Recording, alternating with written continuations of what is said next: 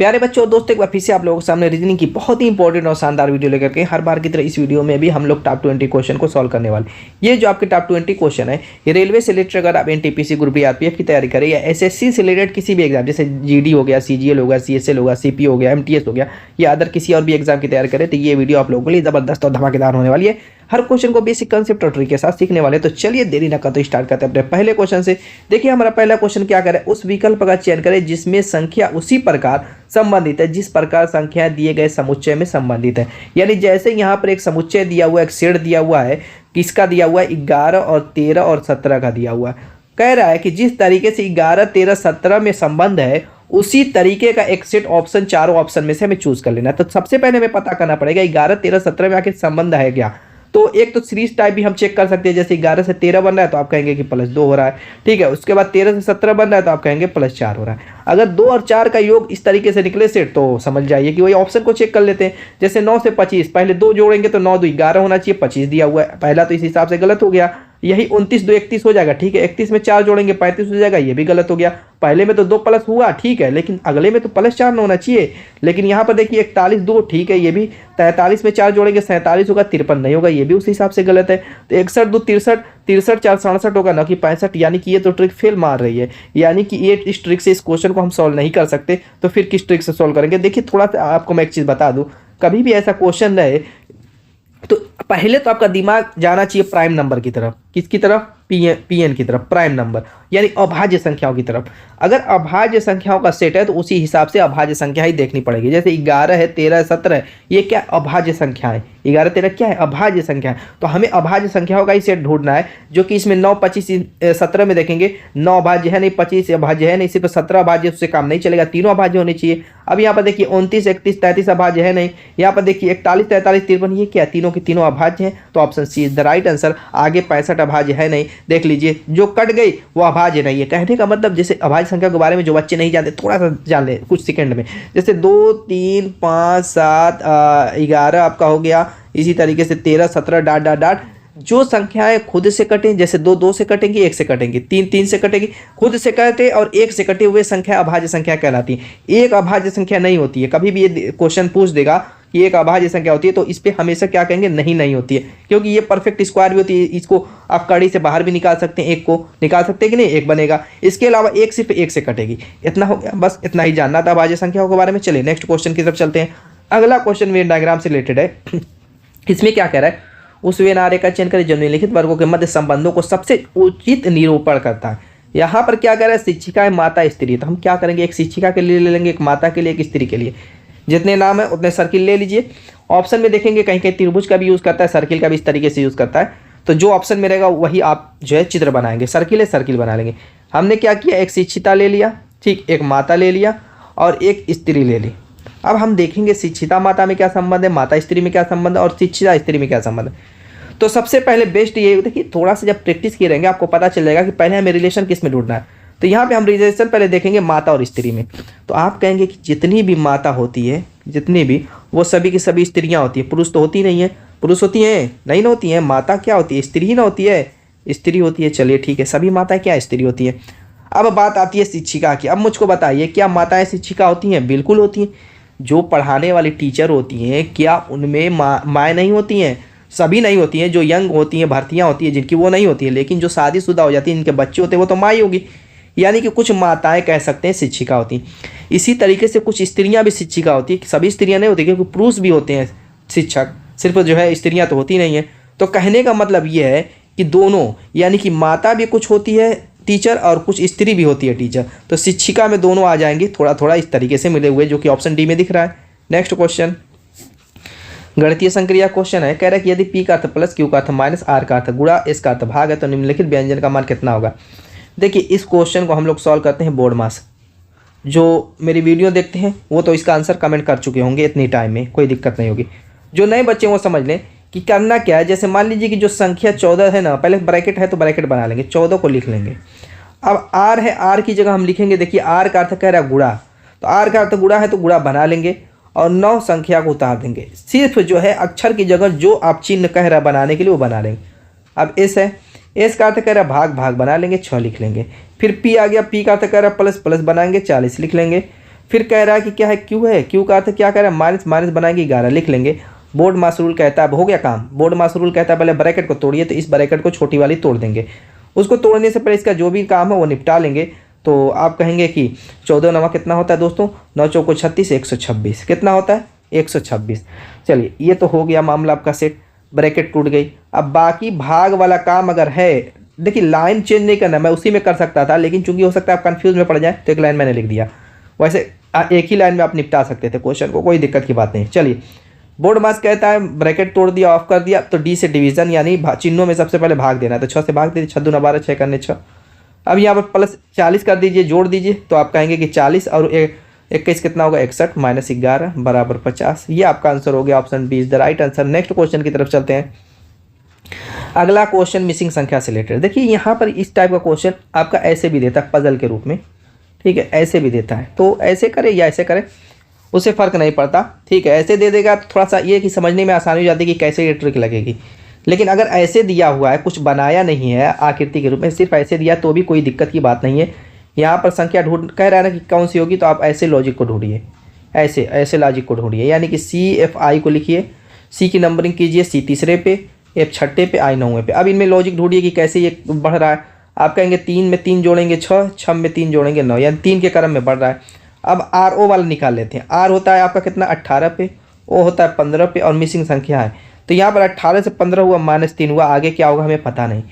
ऊपर देखिए plus plus के रूप में बढ़ रहा है, तो जाहिर सी बात है ये -3 ही होगा, इतना तो कन्फर्म है, इसमें कोई डाउट नहीं।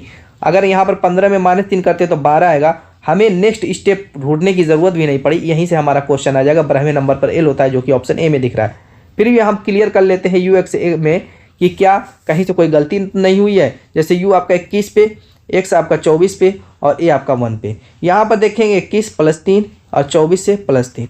आप कहेंगे 24 में 3 प्लस करेंगे 27 होगा। मैंने बताया कि जब भी 26 से ज़्यादा हो जाए, अल्फ़ाबेट 26 तक होता है Z, जब भी 26 से ज़्यादा हो जाए संख्या, तो उसमें से 26 घटा दीजिए। जो आएगा 1 घटाने पर आ रहा है, तो एक नया आपका बन जाएगा। क्लियर होगी बात। इसमें भी +3 है, यानी कि बीच वाले में -3 किया गया है, बाकी ऊपर और नीचे वाले में +3 किया गया है। तो यही है, एकदम परफेक्ट है, एल ही आपका आंसर आएगा। नेक्स्ट क्वेश्चन की तरफ चलते हैं। अगला क्वेश्चन सीटिंग अरेंजमेंट से रिलेटेड है। कह रहे 7 व्यक्ति हैं, गौरव, मनीष, राहुल, अनीश, मीता, प्रिया और प्रीति एक वृत्त में बैठे हैं। क्या कह रहा है, एक वृत्त है, ठीक है, इसमें 7 बंदे कह रहा है, 1 2 3 4 5 6 7 बंदे इस तरीके से हैं। सपोज कीजिए वो कह नहीं रहा केंद्र की तरफ मुख है कि बाहर की तरफ मुख है, तो हम केंद्र की तरफ मुख मान लेते हैं। जब केंद्र की तरफ हम मुख मानेंगे तो हमेशा क्या करेंगे, जो नीचे का हिस्सा है ना वहाँ से स्टार्ट करेंगे, वहाँ से करेंगे। जो आपका दायां जिधर है उधर से दाएं तरफ से यहाँ पे बिंदी लगाना शुरू कर देंगे, वो उनका दायां होगा। और एक छोड़े एक, एक छोड़े एक, एक छोड़े एक, इस तरीके से आप बिंदियाँ लगा दीजिए, वो उनका दायां होगा। और जिधर बिंदी नहीं है वो उनका बायां। ये सारी चीज़ें क्लियर हो गई। चलिए अब आगे पढ़ते हैं क्वेश्चन में। कह रहे हैं कि गौरव जो है मनीष और राहुल का पड़ोसी है। क्या कह रहा है, गौरव जो है मनीष और राहुल का पड़ोसी है। तो गौरव को आप कहीं फ्री हैं, पहला जो रखने के लिए आप फ्री हैं, कहीं पर भी रख सकते हैं। गौरव को यहाँ रखिए, यहाँ रखिए, यहाँ रखिए, आप फ्री हैं, ठीक है। तो मैं गौरव को मैं यहाँ पे रख देता हूँ। कह रहा है कि गौरव जो है मनीष और राहुल का पड़ोसी है। तो मनीष इधर हो सकता है, राहुल इधर हो, लेकिन दोस्तों हो सकता है कि राहुल इधर हो, मनीष इधर हो। जब भी ऐसा कन्फ्यूजन वाला क्वेश्चन हो तो 2 चित्र बना दीजिए और दोनों को लेके चलिए, ठीक है। यहाँ पर भी मैं 7 बना दूँगा, उससे क्या होगा कि आपको दोबारा नहीं करना पड़ेगा, दोबारा काम नहीं करना पड़ेगा, यही फ़ायदा होगा। तो मान लीजिए गौरव इधर है, मनीष इधर, मनीष तो एक इसमें लिए है ना, तो अब राहुल को इधर, मनीष को इधर ले लेते हैं। क्योंकि क्वेश्चन में कहा नहीं कि कौन दाएं है कौन बाएं, तो हर हाल में हमें इस तरीके से लेकर के चलना है। क्लियर है। चलिए अब पहले फिगर दूसरे फिगर दोनों में अपना सेट करके चलते रहेंगे। आगे कह रहा है कि अनीश जो है मीता और राहुल का पड़ोसी नहीं है। अनीश को कह रहा है कि मीता और राहुल, राहुल ये है ना, राहुल का अनीश पड़ोसी नहीं है। तो अनीश को हम क्या करेंगे, इस साइड रख देते हैं, वैसे ही मान लीजिए। तो राहुल का जब इधर पड़ोसी नहीं है कौन, अनीश, तो उसको अनीश को हम इस साइड किसका पड़ोसी बना देते हैं, इस मनीष का पड़ोसी बना देते हैं। चलिए ठीक है, इस साइड रखते हैं, इस फिगर में इस साइड, इस फिगर में इस साइड। आगे क्या कह रहा है कि प्रीति और मीता प्रिया की पड़ोसी हैं। आगे एक चीज़ और कहा था, अनीश जो है, अनीश एक चीज़ देखिए क्वेश्चन में कह रहा है, अनीश जो है मीता और राहुल का पड़ोसी नहीं, यानी मीता का भी पड़ोसी नहीं है। यानी अनीश के बगल में यहाँ पर मीता एम्प्टी भी नहीं आएगी, एक चीज़ का ध्यान दीजिएगा, मीता भी नहीं आएगी ना। चलिए उस हिसाब से सेट करेंगे क्वेश्चन को। अब चलिए आगे कह रहा है कि प्रीति जो है मीता और प्रिया की पड़ोसी है। जब पड़ोसी 2 ठोकी कहे तो उनको हमेशा बीच में रखना है। तो प्रीति कह रही मीता और प्रिया की पड़ोसी है। तो इस वाले फिगर में अगर हम सेट करते हैं तो प्रीति को हम तो बीच में रखेंगे ही रखेंगे, ये तो क्लियर है। प्रीति कह रहे कि मीता और प्रिया की पड़ोसी है, तो मीता को हम अनीस के बगल में नहीं रखेंगे क्योंकि पहले ही ऊपर कह चुका अनीस मीता और राहुल का पड़ोसी नहीं है। तो यहाँ पर हम प्रिया को रख देंगे, प्रिया को यहाँ पर पीआर, प्रिया को प्रीति को पीटी कर देते हैं वरना एक जैसा हो जाएगा, प्रिया को पीआर कर देते हैं और मीता को एमटी कर देते हैं इस तरीके से। ठीक है, एक कंडीशन ये बनेगी। दूसरी कंडीशन ये बनेगी अनीस की मीता पड़ोसी नहीं, तो मीता को हम इधर रखेंगे और क्या है प्रीति जो है बीच में रहेगी और प्रिया यहाँ पे आ जाएगी। ठीक है, दो फिगर इस तरीके से हमने सेट कर दिया। आगे कह रहा है कि और अनीस के बाईं और दूसरे स्थान पर बैठी है। क्या कह रहा है कि जो प्रीति है मीता और प्रिया की पड़ोसी तो है, साथ साथ अनीस के बाईं और दूसरे स्थान पर बैठी है। अगर हम फिगर नंबर 1 से देखें तो क्या यहाँ पर अनीस है, अनीस के बाईं और दूसरे स्थान पर प्रीति है। अनीस का बायां किधर है, इधर है। दूसरे स्थान पर तो जी फार कौन है, गौरव है। तो ये तो फेल हो गया फिगर ना, फेल हुआ कि नहीं फेल हुआ। अब यहाँ पर इस फिगर में देखते हैं अनीस यहाँ पर है, इसके बाएं दूसरे स्थान पर प्रीति है, बिल्कुल है, यानी कि ये दूसरा वाला जो फिगर है ये हमारा परफेक्ट हो गया। तो इस तरीके से दोनों फिगर लेकर के चलेंगे। अब यहाँ पर अगर आप गलती करते एक फिगर लेकर चलते तो फिर इसको काटना पड़ता और फिर दूसरे फिगर से चेक करना पड़ता, डबल टाइम लगती है बर्बाद। कैसे टाइम बचानी चाहिए वो यहाँ पर वही तो मैं सिखाता रहता हूँ कि कैसे आप टाइम बचाएं, सेकंडों की टाइम। तो फिर आगे कह रहा है राहुल की स्थिति क्या है। राहुल की स्थिति, राहुल यहाँ पर कहाँ है, यहाँ पर आर फॉर राहुल। इस फिगर में देखेंगे, इस फिगर को काट दीजिए। राहुल की स्थिति क्या है, चलिए देखते हैं। कह रहा है प्रीति के बाईं और बिल्कुल बगल में है। प्रीति यहाँ पर है, प्रीति के बाईं और किधर है, बिल्कुल बगल में तो मीता है, तो कहाँ से राहुल आएगा, तो ये तो हो ही नहीं सकता। आगे कह रहा है मनीष और गौरव के बीच में, मनीष और गौरव के बीच में तो कोई बंदा ही नहीं है, ये तो दोनों खुद ही चिपक के बैठे हुए हैं, तो ये भी गलत हो गया। कह रहा है प्रिया के दाईं और चौथे स्थान पर, प्रिया कहाँ है, प्रिया कहाँ है दोस्तों, आप कहेंगे कि प्रिया तो यहाँ है। प्रिया का किधर कह रहा है, प्रिया के दाईं और, प्रिया का दायां इधर है। प्रिया के दाएं चौथे स्थान पर पहला, दूसरा, तीसरा, चौथा, बिल्कुल सही है। चौथे स्थान पर राहुल ही है प्रिया के दाईं और। क्लियर होगी बात। नेक्स्ट क्वेश्चन, अगले क्वेश्चन की तरफ चलते हैं। नेक्स्ट क्वेश्चन मिसिंग संख्या से रिलेटेड यहाँ पर भी क्वेश्चन है, देख लेते हैं यहाँ पर कौन सी संख्या की। देखिए ये भी उसी टाइप का है जो अभी अल्फाबेट टाइप किए थे, ये आपका संख्या में दिया हुआ है, पजली टाइप समझना है इसको भी। ठीक है, इसीलिए मैं फिगर दिखा देता हूँ। यहाँ पर क्या करेंगे कि देखिए जिधर बड़ी संख्या दिखे उधर आपको बढ़ना है। इधर देखिए जिधर पैसा दिखता है लोग उधर भागते हैं, तो ज़्यादा जिधर पैसा दिखेगा कम। देखिए कोई भी चीज़ आप किधर भागते हैं, अगर आपकी सैलरी 540 है और एक तरफ सैलरी आपकी 7 रुपया, तो आप किधर जाएंगे। ऑफकोर्स हर कोई 540 रुपया ही सैलरी की तरफ भागेगा, 7 रुपये सैलरी की तरफ भागेगा ना। इसी तरीके से जिधर बड़ी संख्या दिखे उधर ही आप भागिए। ठीक है, तो चलिए हम चेक करेंगे कैसे, वो जानिए। जैसे 11 8 की हेल्प से हम चेक करेंगे कि कैसे 440 आया। 11 और 8 की हेल्प से हम 440 लाएंगे। ठीक है, इसी तरीके से क्या करेंगे, 9 और 12 की हेल्प से कितना लाएंगे, 540 लाएंगे। इसी तरीके से 7 और 14 की हेल्प से हम मिसिंग संख्या लाएंगे, तो कैसे 11 8 से 440 आएगा। देखिए बड़ी संख्या अगर गुणा करते तो 11 बड़े 88 आ रहा है, मामला सेट नहीं हो रहा है। अगर स्क्वायर करके देखते हैं तब 11 11 में 121 और 8 64 आ रहा है, तब भी 440 जोड़ने पर भी इनको नहीं आएगा, मामला सेट नहीं हो रहा है। एक तरीका है गुणा ही करके देखते हैं क्या करते हैं। 11 वाड़े कितना आ रहा है, आप कहेंगे कि 88 आया। अब देखिए 88 में किसी संख्या से गुणा करने पर 440 आ सकता है, तो मैं अगर 5 से गुणा करूँ, 5 वाड़े 40, 5 वाड़े 40, 4 44, तो आपका आ जाएगा। तो एक काम यही यहाँ पर भी कर दें, 12 9 108। ये 5 से गुणा किए तो इसमें भी 5 से गुणा करेंगे, 5 वाड़े 40, 5 1 5, बिल्कुल परफेक्ट है, यहाँ पर कोई दिक्कत की बात नहीं है। और ये आप लोगों के लिए ठीक है, यही काम करना है, यही ट्रिक अप्लाई कर देनी है इस पर और आंसर कमेंट कर देना है। नेक्स्ट क्वेश्चन की तरफ चलते हैं। अगला क्वेश्चन ब्लड रिलेशन से रिलेटेड क्वेश्चन है। कह रहा है टी के एन और एल नामक 2 बेटे हैं। टी है, कह रहा है कि इसके जो है इसके 2 बेटे हैं। टी के एन और एल नामक 2 पुत्र हैं। ठीक है, देखिए पहले कड़ियाँ जोड़ेंगे, बार बार मैं बताता हूँ, जो नए बच्चे हैं वो भी सुन लें। पहले कड़ियाँ जोड़ेंगे, कैसे कड़ियाँ जोड़ते हैं वो देखते जाइए। टी के 2 बेटे हैं एन और एल, यानी टी के पुत्र हैं एन और एल। कह रहा है एस अपने पिता का इकलौता बेटा है। अब यहाँ पर एस कुछ है ही नहीं, तो एस को छोड़िए अब इस लाइन को। जब तक इनमें रिलेशन कोई ना बैठे तब तक उसको हम उस लाइन को छोड़ देंगे, कहीं पर भी किसी क्वेश्चन में इस चीज़ देखे तो। ठीक है, बाद में फिर उसको एडजस्ट करेंगे, लेकिन फिलहाल तो एस को हम कहाँ सेट कर पाएंगे बताइए। सिर्फ कह दिया एस अपने पिता का इकलौता बेटा है, क्या मतलब, उसका पिता कौन है पता ही नहीं है, तो उसको छोड़ देंगे। आगे कह रहा है आर और एस टी के पौत्र हैं। अब आर और एस को कह रहा है कि टी के पुत्र हैं, तो ये लिख देंगे आर और एस को कह रहा है कि टी के क्या है, पौत्र हैं यानी पोते हैं। इतना तो कन्फर्म हो गया, जब टी के एन और एल पुत्र हैं और ये दोनों पौत्र हैं तो एन और एल के ही ये क्या होंगे, आर और एस क्या होंगे, पुत्र होंगे। इतना तो कड़ियाँ जोड़ने से पता चल गया, इतना क्लियर हो गया। चलिए आगे आगे कह रहा है पी जो है एल की पत्नी है। पी को कह रहा है कि पी को एल की पत्नी बता रहा है। ठीक है, पी जब एल की पत्नी है तो दोस्तों यहाँ पर एक चीज़ क्लियर हो रही है। चलिए पी एल की पत्नी है, आगे क्या कह रहा है, एम एस की माँ है। एम क्या कह रहा है, एम इस एस की माँ है। और ऊपर जो लाइन हमने छोड़ी थी उसमें बता दिया है कि एस जो है अपने माँ बाप का इकलौता बेटा है। यानी एम का जब एस इकलौता बेटा होगा तो और पी जब एल की पत्नी होगी तो जाहिर सी बात है एन की पत्नी कौन होगी, एम होगी कि नहीं होगी, क्योंकि एस क्या है, टी का पौत्र है, आर भी टी का पौत्र है, दोनों हैं, दोनों पौत्र हैं और टी और एल टी के क्या है, पुत्र हैं। तो उस कंडीशन में एन का पुत्र कौन होगा, एस होगा कि नहीं, यहाँ से मुझको बताइए। जब एल की ऑलरेडी एक पत्नी पी बता चुका है, पी क्या है, एल की पत्नी है। क्लियर है, यहाँ तक कोई डाउट नहीं। उसके बाद कह रहे हैं एम एस की जब माँ हो गई, एम एस की जब माँ हो गई और एस इकलौता पुत्र है अपने माँ बाप का, तो जाहिर सी बात है इसमें बचा कौन है, एन बचा हुआ है। तो एन एस का क्या हो जाएगा, पिता हो जाएगा। एम क्या हो जाएगी, एन की पत्नी हो जाएगी। इतनी सारी चीज़ें क्लियर हो गई। चलिए आगे बढ़ते हैं। आगे कह रहे हैं एन आर से किस प्रकार संबंधित, क्वेश्चन तो कुछ अलग पूछ रहा है। कह रहा है कि जो एन है ये आर से किस प्रकार संबंधित है, चूंकि पहले ही कह दिया कि एस अपने माँ बाप का इकलौता पुत्र है।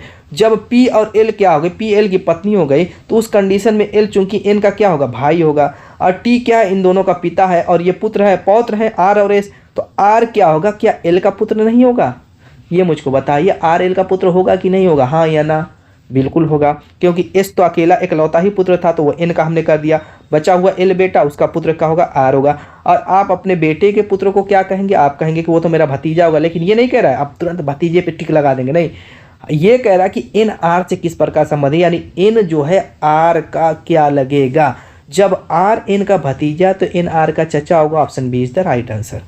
यहाँ तक कोई कंफ्यूजन। नेक्स्ट क्वेश्चन की तरफ चलते हैं। अगला क्वेश्चन देखते हैं। कर उस विकल्प का चयन करें जो दी गई आकृति में अंतर्निहित है, घुमाने की अनुमति नहीं है। यानी जो चारों ऑप्शन है ना, इसी चारों ऑप्शन में से आकृति इसमें एक छिपी हुई है, उस आकृति को ढूंढना है। तो चलिए फटाफट ढूंढ लेते हैं, क्या दिक्कत है। देखिए यहाँ तक आकृतियाँ देखेंगे ऑप्शन में, तो ये इतनी आकृति नीचे की समझ लीजिए गायब है, अपने दिमाग में गायब समझिए। अगर आप एग्ज़ाम में बैठे हैं तो हाथ से उतना ढक लीजिएगा, सबसे बेस्ट तरीका है। एग्ज़ाम में बैठे हैं तो हाथ से इतना छिपा लीजिएगा जितना आपकी जो है ऑप्शन में दिया हुआ हिस्सा ऊपर वाला दिखे और नीचे वाला गायब हो जाए। क्लियर हो गई बात। उसके बाद हम कैसे चेक करेंगे, चेक करेंगे जैसे ये हिस्सा आधा यहाँ तक आया है और ये हिस्सा आधा यहाँ, ये आपका एक क्यूब है तो क्यूब वाला हिस्सा पहले ऑप्शन से हम चेक करते हैं, ठीक है बिल्कुल सही है। लेकिन जब इस लाइन को हम देखते हैं तो ये क्यूब के बहुत ज़्यादा बाहर आ जाती है। हालांकि जो प्रश्न आकृति है जो यहाँ पर ये क्यूब से बाहर नहीं है, ज़्यादा बाहर नहीं आ रही है। देखिए इस चीज़ पे ध्यान दीजिए, ये जो हिस्सा है जब ये लाइन आगे बढ़ रही है तो ये क्यूब से चिपक करके बस एकदम समझ लीजिए हल्का सा गैप है, लेकिन ये ऑप्शन में देखिए इतना ज़्यादा गैप है जो कि इसको गलत साबित कर रही है। दूसरे ऑप्शन में चलते हैं तो चलिए सर्किल है, ये लाइन भी ठीक है, और ये वाली लाइन जो आपकी अभी इसमें ये तो बिल्कुल परफेक्ट है, मुझको भी परफेक्ट लग रही है। आगे भी चेक कर सकते हैं। इसमें तो ये वाली लाइन नहीं दी है तो वैसे ही गलत हो गया। और इसमें अगर देखें तो ये वाली जो सर्किल वाली लाइन है पूरा ऐसे घूम करके आ गई है, ये भी गलत हो गया। तो option B is the right. Next question की तरफ चलते हैं। अगला क्वेश्चन क्या कह रहा है, कह रहा है एक विशिष्ट कूट भाषा में सुपरवास को ये लिखा जाता है, तो इस भाषा में एंटीसेप्टिक को क्या लिखा जाएगा। पहले देखते हैं कि सुपरवास को आखिर जो है ये लिखा कैसे है। क्या लिखा है, UWRGTYCUJ। इसमें नंबरिंग करके देख लेते हैं। सबसे पहले काम नंबरिंग करेंगे, एक और काम रहता है लेकिन इसमें उसकी ज़रूरत नहीं है, नंबरिंग ही कीजिए। नंबरिंग करेंगे S19 U21 P16 E5 R18 W23 A1 S19 H8। ठीक है, नीचे वाली करते हैं। नीचे वाली करेंगे U21 W23 R18 G7 T20 Y25 C3 U21 J10। अब देखिए इससे U बन रहा है, आप कहेंगे कि +2 हो रहा है, 19 से 21 हो रहा है कि नहीं हो रहा है। U से W हो रहा है +23 +2, P16 R18 +2, E5 G7 +2, R18 20 2, W23 25 2, A1 C3 2, 19 21 2 8 10 2 सब में +2 वाली ट्रिक है। अब हमें करना क्या है, एंटीसेप्टिक में क्या करना है, +2 कर करके लिख देना। ए 1 पे होता है, 1 में 2 प्लस करेंगे 3 हो जाएगा, 3 पे सी होता है, सी सब में ऑप्शन में दिया हुआ, ऑप्शन की तरफ भी नज़र होनी चाहिए। फिर एन 14 पे होता है, 2 जोड़ेंगे 16 हो जाएगा, 16 पे पी होता है, सी पी सब में है। फिर टी 20 पे होता है, 2 जोड़ेंगे 22 हो जाएगा, 22 पे वी। आगे बढ़ते जाइए, आई 9 पे होता है, 11 हो जाएगा, के यहाँ तक कुछ मिला क्या, के 2 ऑप्शन में, ए बी में दोनों में अभी के चल रहा है। उसके बाद आई के बाद क्या है दोस्तों, एस है 19, जोड़ेंगे 21, यू तक मामला है अभी। आगे देते ई 5, जोड़ेंगे 7, 7 पे जी। उसके बाद जी से भी आगे चलिए अभी। उसके बाद पी है, 2 जोड़ेंगे 18, उसके बाद हो जाएगा आर। फिर आगे चलिए टी 20, 2 जोड़ेंगे 22, 22 पे वी। यहाँ तक देखिए तो आ रहा है क्या, बिल्कुल आ रहा है। यहाँ पे देखिए डबल आर वी है, यहाँ पे डबल आर है, यही आपका गलत हो गया और ये आपका सही हो गया। क्लियर। नेक्स्ट क्वेश्चन करें, दिए गए विकल्पों में से उस संख्या का चयन करें जो निम्नलिखित श्रृंखला में प्रश्नवाचक चिन्ह के स्थान पर आएगी। यहाँ पर मैं थोड़ा सा यहाँ पे लिखूंगा क्योंकि स्पेस कम है। ये बहुत शानदार क्वेश्चन है दोस्तों। कहते हैं ना कि अच्छे अच्छे के तोते उड़ गए, वही हाल है इसमें, अच्छे अच्छे लोगों के तोते उड़ गए इस क्वेश्चन को सॉल्व करने में। देखिए सॉल्व करके देखिए। इसमें क्या करेंगे, सबसे पहली चीज़ मैं बताता हूँ कि संख्या अगर बहुत स्पीड से न बढ़े तो प्लस वाली ट्रिक लगा करके चेक कर लीजिए। जैसे 11 से 14 हो रहा है, आप कहेंगे कि +3 हो रहा है। 14 से 26 हो रहा है, आप कहेंगे कि +12 हो रहा है। 26 से दोस्तों 53 हो रहा है, तो आप कहेंगे कि 13 हो गया, 7 हो गया। और यहाँ पर दोस्तों 4 पे 2 यानी +27 हुआ। आगे 101 का मतलब 47 1 48 +48 हो रहा है। आगे हमें पता नहीं, अब इसमें कोई लॉजिक नहीं दिख रही है। 3 हो गया, 12 हो गया, 27 हो गया, 48, कुछ देखिए तो कुछ है क्या इसमें। 3 चौको 12, 3 नवा 27, नहीं ऐसा कि इससे मामला सेट नहीं हो रहा है। एक काम करते हैं और एक इसमें काम कर देते हैं, फिर देखते हैं 3 से 12 कैसे बना। इसमें प्लस कितना हुआ, आप कहेंगे कि +8 हुआ। फिर आगे देख लेते हैं, 12 से 27 में 15 12 27, आप कहेंगे +15 हुआ। उसके बाद कितना हो रहा है, आप कहेंगे 1, और ये आपका +21 हो रहा है। अब इसमें कुछ 8, हाँ ये अब सेट होता दिख रहा है। 8 से आपका 15 हो रहा है, +9, 9 9 6 15, क्या गड़बड़ हो रहा है क्या, यहाँ पे कहीं यहाँ पर गड़बड़ हुआ शुरू में क्या, यहाँ पर देखिए तो 9 3 12 ना होगा, हाँ यहीं पे गड़बड़ हो रहा है। अब यहाँ पर 9 6 15 हो जाएगा, ठीक है, यहाँ पे गलती हुई थी। यहाँ पे 3 से 12 हुआ तो 9 प्लस हुआ, ठीक है, 15 21 एकदम सही है। यहाँ पे दोस्तों 9 और 15 में कितने का अंतर है, 6 प्लस 15 से 21 में +6, यानी कि यहाँ पर देखिए कई स्टेप हम आए हैं, 1 2 तीसरे स्टेप में हमें पता चल गया कि ये +6 वाला रूल चल रहा है। तो उस हिसाब से चलिए हम सोच लेते हैं। अब क्या करेंगे, आगे भी +6 करेंगे। जब 2 में 6 प्लस आया तो आगे भी 6 प्लस करेंगे, तो क्या हो जाएगा, 21 में कितना हो जाएगा, 6 प्लस करेंगे तो 27 हो जाएगा। यानी कि इस 48 में अब हमें 27, देखिए कैसे आगे बढ़ता है। अब 27 इसमें प्लस करना है, तो 8 7 15 हो जाएगा, 4 2 6 1 7 हो जाएगा, +75 हो जाएगा। अभी आंसर नहीं हुआ, अब फिर हम 101 में +75 करेंगे, यानी 176, अब जाके ये आंसर होगा। अब बताइए अच्छे अच्छे के तोते पोते सब उड़ेंगे कि नहीं उड़ेंगे इस क्वेश्चन में, छोड़ करके भाग जाएंगे एग्जाम में। Option B is the right answer, लेकिन प्रैक्टिस किए रहेंगे तो दोस्तों नहीं भागेंगे। नेक्स्ट क्वेश्चन क्या कह रहा है, ये भी आपका दोस्तों देखिए, यहाँ पर भी आप कोडिंग डिकोडिंग टाइप ही समझ सकते हैं इस क्वेश्चन को। कह रहा है कि गार्डन का संबंध जैसे ABPECO से है, वैसे फ्लावर का संबंध यहाँ पर किससे होगा। चलिए देख लेते हैं। गार्डन यहाँ पर आपका क्या है, EBPECO। चलिए दिल गार्डन हो गया है। चलिए इसको भी देख लेते हैं गार्डन को। यहाँ पर भी हम क्या करेंगे, नंबरिंग कर देते हैं। सबसे पहला का नंबरिंग करेंगे, G7 A1 PR 18 D4 E5 N 14। यहाँ पर करेंगे E5 B2 D4 E5 C3 O15। देख लीजिए G आपका 7 E5, आप कहेंगे कि -2, A1 B2 +1 R18। यहाँ पर दोस्तों D4 हो गया है क्या, यहाँ पर कुछ गड़बड़ नहीं ना है, P है यार, ये P है, D नहीं है, यहाँ पे 16 हो जाएगा। ठीक है, यहाँ पे लिखने में मिस्टेक हुई है, ये आपका P है तो 16 हो गया, यानी कि -2। अब नेक्स्ट देखते हैं, यहाँ पर देखिए -2 +1 -2, कुछ मामला फिट हो रहा है। D4 E5 +1, अब E5 E3 -2 14 15 +1 -2 +1 -2 +1 -2 +1, बस काम हो गया। पहला F है, F छठे पे होता है, इसमें -2 करेंगे तो 4 हो जाएगा, यानी D सिर्फ ऑप्शन बी में दिख रहा है। तो देखिए मैं क्यों कहता हूं कि आप जो है ऑप्शन की तरफ नज़र होनी चाहिए, इसीलिए अब इसमें हमें कुछ भी नहीं करना पड़ेगा आगे का, ठीक है, पहले ही बार में हमारा आंसर आ गया, काम खत्म कीजिए और अगले क्वेश्चन की तरफ चलते हैं। नेक्स्ट क्वेश्चन बहुत आसान है, बहुत हवाबाई क्वेश्चन है, इसका आंसर आप लोग कमेंट कीजिए। कह रहा ऊपर ठीक उसी तरह नीचे से संबंधित है जिस तरह ठंडा संबंधित है। क्या कह रहा, ऊपर ठीक उसी तरह नीचे से संबंधित है जिस तरीके से ठंडा संबंधित है किससे, बताइए फटाफट। ऊपर और नीचे क्या है, ये विलोम शब्द है, उल्टा है। इसी तरीके से ठंडा का संबंध क्या हो जाएगा, उल्टे से उसके गर्म। Option C is the right answer. Next syllogism का क्वेश्चन कह रहा है कि सभी कंप्यूटर डेस्कटॉप हैं और कुछ कंप्यूटर लैपटॉप है। पहले तो हम बनाएंगे डायग्राम। क्या कह रहे हैं, सभी कंप्यूटर, पहले हम क्या करेंगे, यहाँ पर हम कंप्यूटर बना देते हैं, ठीक है। कह रहे हैं सभी कंप्यूटर क्या है, डेस्कटॉप है। क्या है दोस्तों, डेस्कटॉप। आगे कह रहा है कि कुछ कंप्यूटर लैपटॉप भी हैं। ये भी कह रहा है कि कुछ जो कंप्यूटर हैं, इसको मैं थोड़ा सा कलर चेंज कर दूं ताकि और बेस्ट समझ में आए। कह रहा है कि कुछ कंप्यूटर क्या है दोस्तों, लैपटॉप भी है, लैपटॉप। अब देखिए यहाँ पर कुछ कंप्यूटर कह रहा था तो मैंने कंप्यूटर का कुछ हिस्सा इस तरीके से लैपटॉप में मिला लिया, लेकिन कंप्यूटर का हिस्सा मिलाने के चक्कर में आपने डेस्कटॉप का हिस्सा भी लैपटॉप में मिला दिया। इस चीज़ पे ध्यान देना है और उसी हिसाब से निष्कर्ष पे चलना है। चलिए देखते हैं निष्कर्ष में इस टाइप से कुछ पूछा है क्या। कह रहा है कि कुछ लैपटॉप डेस्कटॉप है। देखिए कथन में नहीं कह रहा है कि कुछ लैपटॉप डेस्कटॉप है, लेकिन जब आपने कंप्यूटर को लैपटॉप में मिला भी, जो बात मैं कह रहा था, तो डेस्कटॉप का कुछ हिस्सा भी लैपटॉप में चला गया, जिसकी वजह से हम इस निष्कर्ष को सही घोषित कर देंगे। कह रहा है कुछ लैपटॉप क्या है, डेस्कटॉप है, यानी लैपटॉप और डेस्कटॉप का मिलन हो गया। ऑप्शन आप जो निष्कर्ष एक क्या हो जाएगा, सही हो जाएगा। आगे कह रहे हैं सभी डेस्कटॉप लैपटॉप है। अब कह रहा है कि सभी डेस्कटॉप लैपटॉप, कुछ तो बात समझ में आ रही थी।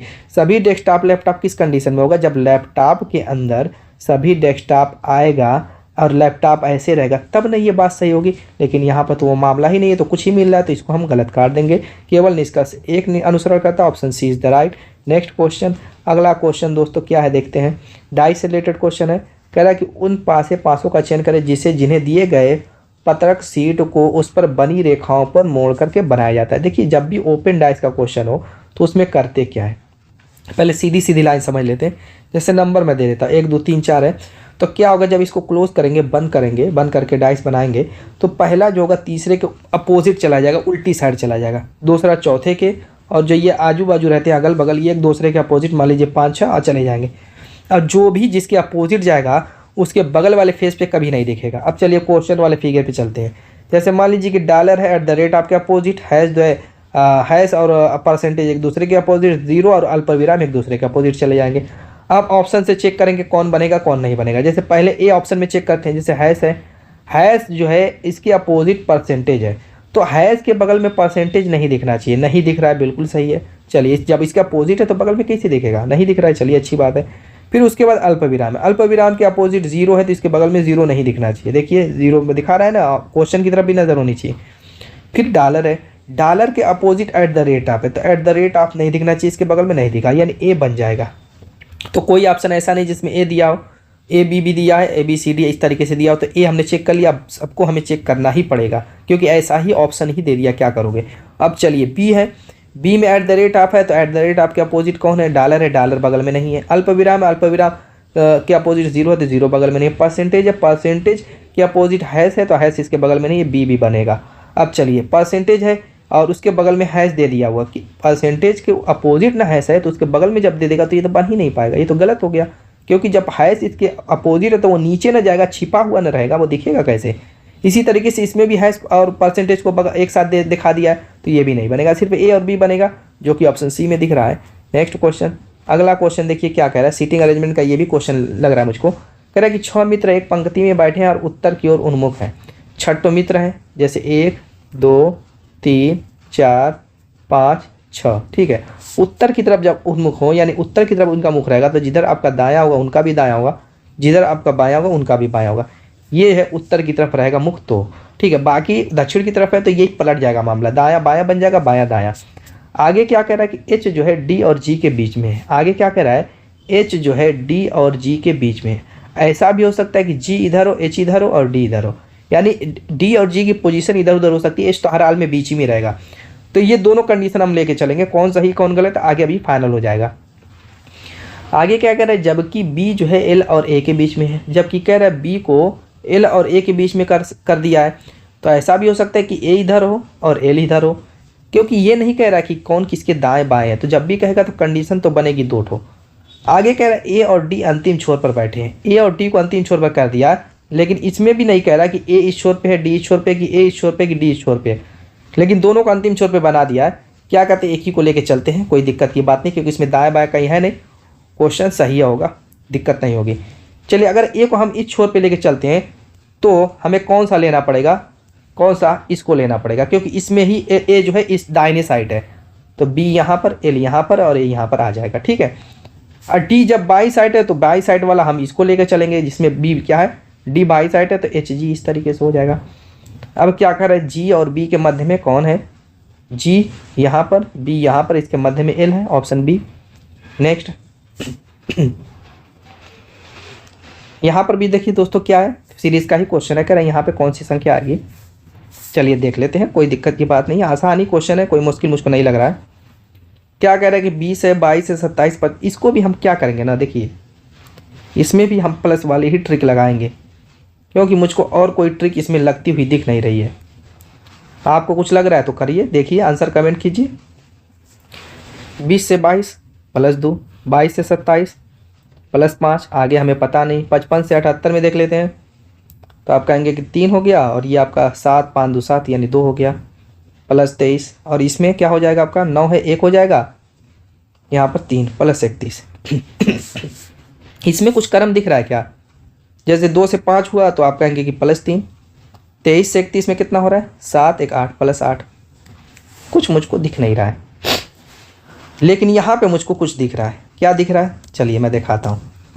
ये अभाज्य संख्या, अभी अभाज्य संख्या वाला शुरू में क्वेश्चन की थी, अभाज्य संख्या, अभाज्य संख्या, बस फर्क इतना है कि क्रमागत अभाज्य संख्या मुझको नहीं दिख रही है, लेकिन अभाज्य संख्या है। तो इससे ये पता चल गया कि 27 में हम अभाज्य संख्या ही जोड़ेंगे।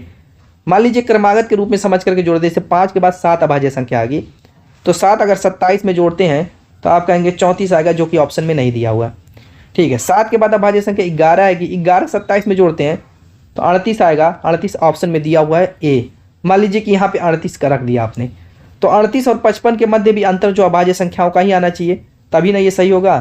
तो चलिए देख लेते हैं, 38 और 55 के मध्य कितना अंतर आ रहा है। आप कहेंगे 55 का मतलब ये 15 हो गया, का मतलब 7 17 आ रहा है, बिल्कुल सही है। देखिए 11 17 भी अभाज्य, 23 31 सारी अभाज्य संख्या है, यानी जो ये 38 आया आपका आंसर बिल्कुल सही ऑप्शन है, इज द राइट आंसर।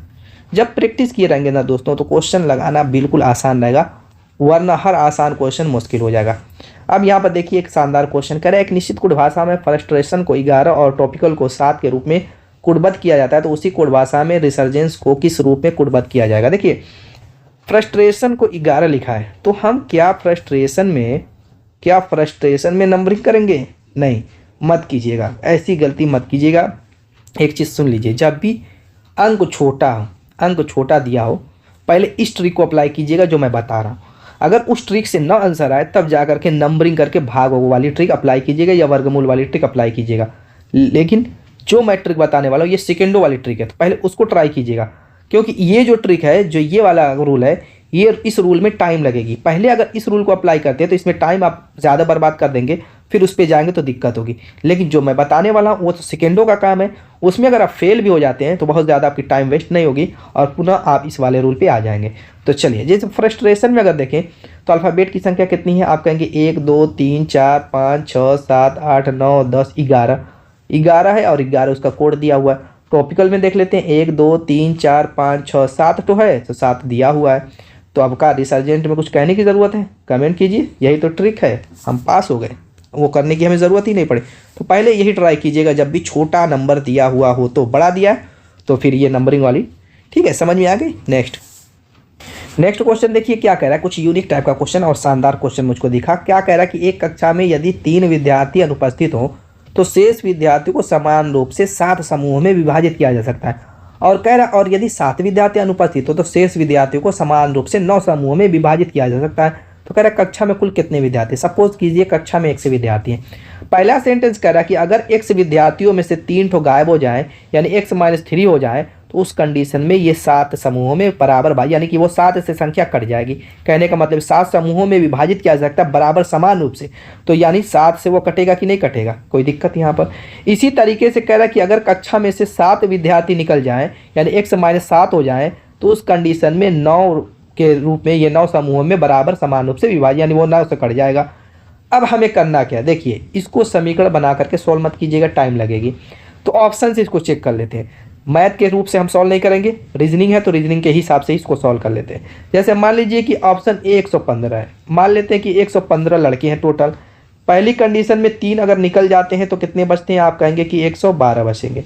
जब 103 निकलने पर कह रहे हैं 7 समूहों में समान रूप से विभाजित हो रहे हैं, तो 7 से काटने पर ये कट जानी चाहिए। 7 से काटेंगे तो 7 करने 7 7 6 42, पूरी की पूरी कट गई। कटी कि नहीं कटी, 7 करने 7 7 6 42, 16 बार कट गई। चलिए ठीक है। अब दूसरी कंडीशन क्या है, 115 में से हम 7 को घटाएंगे तो कितना बचेगा, आप कहेंगे 108 बचेगा। 108 इस कंडीशन में कह रहा है कि 9 समूहों में बराबर समान रूप से विभाजित किया जाता है, तो 9 से काट के तो 9 करने 9 9 दूना 18, 12 कट रहा है पूरा का पूरा, यानी कि 115 ही परफेक्ट आंसर है।